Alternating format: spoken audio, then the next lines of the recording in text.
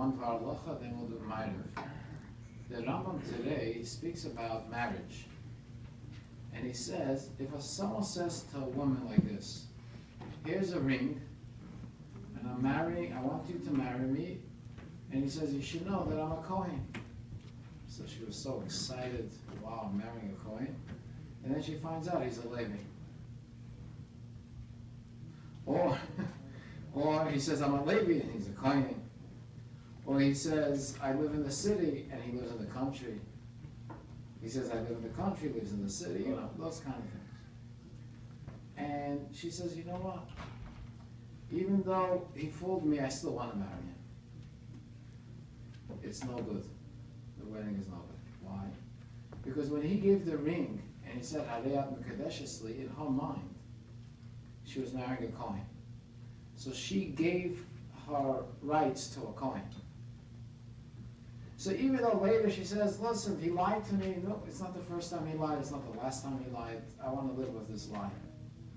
But she was not, the action, the acquisition of the Kedusha was not done properly.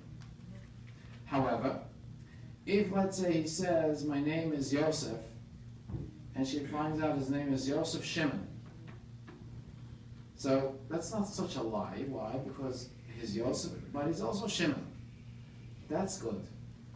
But if it was Yosef, and then she finds out he's only Shimon, that's no good. You see what I'm saying? So if he says, I live in the city, then she finds out he lives in the city, but he also has a home in the Hamptons. No problem. So he's both. He's in the country and the city. But if he's only one, and he fooled her, then you have a major problem. Then, here it ends off an interesting thing. If he says, I'm marrying you on the condition that I, the Chatan, the groom, could learn Torah. He says, I know how to read. Reading what? Talmud, Mishnah. He says, when he says, I know how to read, it's as long as he can read Torah and the Targum, Unklis, that's enough. If he says, I know how to read if he says, I know how to learn Mishnah, means he has to know the whole Mishnah.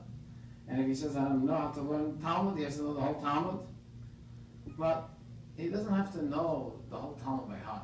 As long as they ask him a question and any of the simple Talmudic things, he knows the answer, that's already enough. You're not going to be like Ben Azai or those tzaddikim, but that's already enough. Anyway, the main thing is to be honest and tell him the truth. Tell him you're not a Kohen, or you are a Kohen, you live in the city, you don't live in the city, don't fool around. But if you fool around in an honest way that it includes also, so that's not a problem. Chananya ben Akasha, Yom HaRetzach HaKadosh Baruch Hu L'Zakar Tzitziso, L'fi Ham Te'emirtza Shenem Ad Neicha V'etzom HaTzidka Yagdoter